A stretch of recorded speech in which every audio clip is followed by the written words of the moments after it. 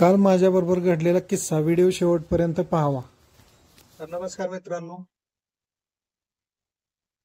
आज आपण बनवत आहे कांदा भजी। त्यासाठी घेतलेले बघा 2-3 कांदे, बेसन पीठ, हिरवी मिरची आणि मीठ, फक्त एवढ्याच वस्तू घेतलेल्या आहे। चांगलं बेसन पीठ आणि कांदा कट करून बारीक बेसन पीठ टाकून त्याच्यामध्ये चांगलं घोळून घेतलेलं आहे, मिरची टाकलेली आहे। आता मी ती भजी सोडत आहे बघा। त्याच्यात थोडं उकळते तेल टाकायचं, म्हणजे काय होतं, सोडा टाकायची गरज पडत नाही।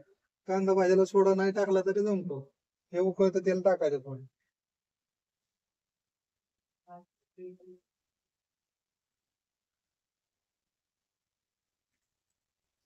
बघू आता कशी बनते भाजी।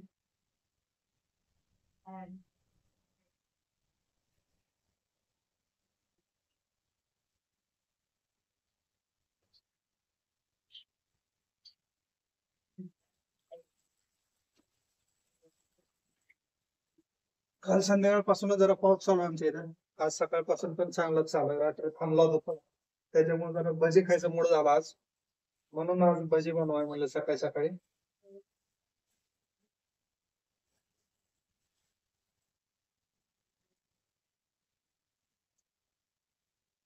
हा, कालचा एक किस्सा सांगतो मित्रांनो तुम्हाला। काल माझ्या म्हणजे सकाळपासूनच मनात होतं की बाबा रुद्राभिषेक करावा, शेवटचा श्रावणी सोमवार बहुतेक रुद्राभिषेक करावा। तर ते काय सकाळी आलेलं मनात, पण ते नंतर कधी नंतर काम पण लागलं, कुठं ब्राह्मण बघायचा, कुठं काय करायचं, नंतर काम लागलं, पाऊसही येत होता, तसंच गेलं। मग रिक्षा पण चालवली काल थोडी, वारजेला जायचं होतं, पिंपळगुरूला जायचं होतं, दिवसभर पाऊस चालू होता कंटिन्यू।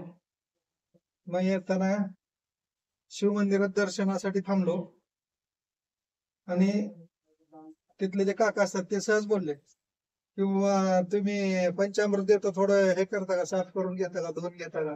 अरे म्हणलं चांगलीच गोष्ट आहे की तुमचा अभिषेक होऊन जायला, शेवटचा श्रावणी सोमवार आहे।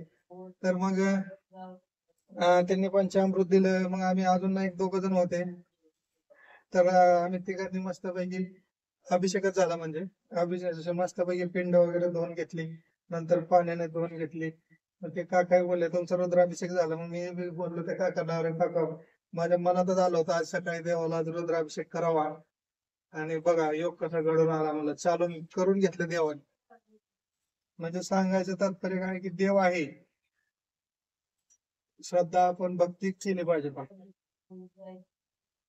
म्हणजे मी काय जास्त भक्ती करू अशातला भाग नाहीये, पण एक सांगतो, म्हणजे देवाची इच्छा असेल ना तर तो करून घ्यायची, करूनच घेतो आपल्याकडून। तर आता हे भजी आपले मस्तपैकी झालेले बघा, थोडेसे अजून असे लाल होऊ द्यायची, त्याच्यानंतर ते काढून आपण टेस्ट करूया।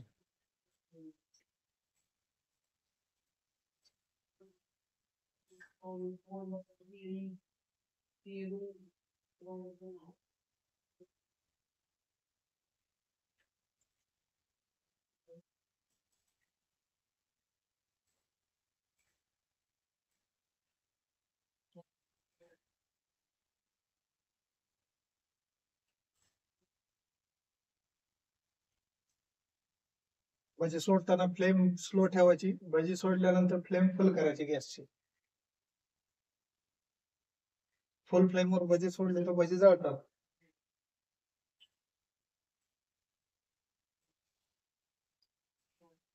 मस्त अशी लाल झालेली भजी, बघूया आता काढू, टेस्ट करू, बघू, बायकोला देतो टेस्ट करायला।